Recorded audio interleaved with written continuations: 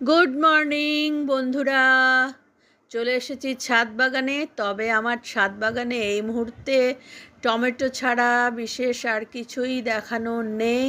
এবার কিন্তু শীতের সবজি সেইভাবে করতে পারিনি, তোমরা সবাই জানো।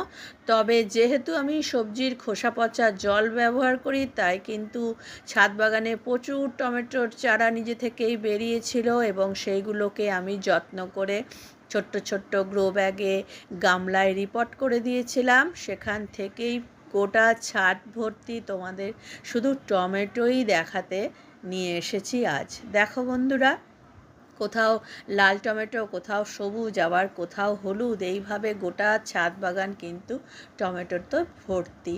সেইভাবে কোনো যত্নও করতে হয় না, শুধুমাত্র জল আর মাঝে মাঝে একটুখানি খোল পচার জল দিয়েছিলাম, তাতেই কিন্তু গাছের এত সুন্দর গ্রোথ হয়েছে, ফলনও হচ্ছে খুব সুন্দর।